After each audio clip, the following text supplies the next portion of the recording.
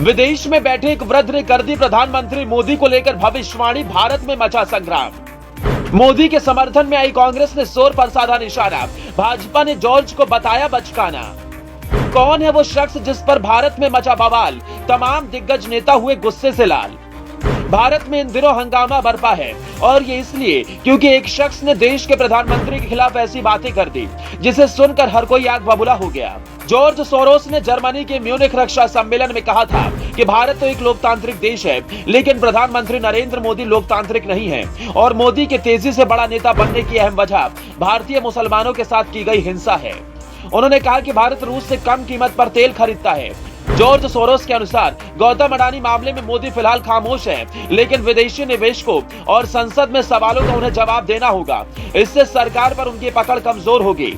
इसके बाद से भाजपा की ओर से भी कई नेताओं ने प्रतिक्रिया दी तो कांग्रेस ने भी इस पर आपत्ति जताई। लेकिन आखिर ये क्यों हुआ? कैसे कोई शख्स देश के मुखिया के बारे में, वो भी विदेश में, ऐसी कोई भी बात कर सकता है? और सबसे बड़ी बात कि वो शख्स है कौन? वो शख्स है जॉर्ज सोरोस। जी हाँ, जिसने भारत में जल्दी एक लोकतांत्रिक बदलाव की उम्मीद जताई थी। अडानी के कमजोर होने पर प्रधानमंत्री के कमजोर होने की बात कही थी और इसकी बीजेपी और कांग्रेस दोनों ने निंदा की थी। अब आपको बताते हैं कि कौन है जॉर्ज सोरोस। 1930 में हंगरी के बुडापेस्ट में एक यहूदी परिवार में सोरोस का जन्म हुआ। 1947 में सोरोस अपने परिवार के साथ बुडापेस्ट से लंदन आ गए। लंदन पहुंचने के बाद सोरोस के पैसा कमाने के लिए सोरोस ने कुली और वेटर का भी काम किया। इसी से वो लंदन स्कूल ऑफ इकोनॉमिक्स में पढ़ाई का खर्च निकालते थे। पढ़ाई पूरी करने के बाद वो 1956 में लंदन से अमेरिका आ गए। अमेरिका में सोरोस ने फाइनेंस और इन्वेस्टमेंट सेक्टर में काम करने का फैसला किया। यह फैसला उसके लिए सही साबित हुआ। सोरोस ने 1993 में ओपन सोसाइटी फाउंडेशन की शुरुआत की। इसके जरिए शिक्षा, स्वास्थ्य और मानव अधिकार के क्षेत्र में काम किया और करीब 100 देशों में पहुंच बनाई। वो अब तक $32 अरब दान कर चुके हैं और कई दूसरी इंटरनेशनल संस्थाओं को भी फंड करते हैं। सोरोस की संस्था ने 1999 में पहली बार भारत में एंट्री की। पहले ये भारत में रिसर्च करने वाले स्टूडेंट को स्कॉलरशिप देती थी।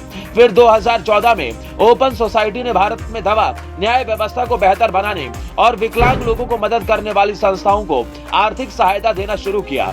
2016 में भारत सरकार ने देश में इस संस्था के जरिए होने वाली फंडिंग पर रोक लगा दी थी।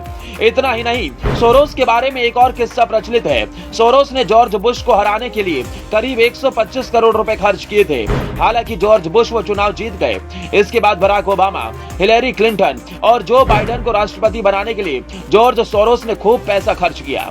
सोरोस एक मीडिया कंपनी से भी टकरा चुके हैं और $1 मिलियन फॉक्स न्यूज को बर्बाद करने के लिए खर्च भी कर दिए। तो ये थी जॉर्ज सोरोस की कहानी, जिन्होंने अपनी जिद को हर बार पूरा करने की कोशिश की और इस बार वो सीधा पीएम मोदी से ही टकरा गए।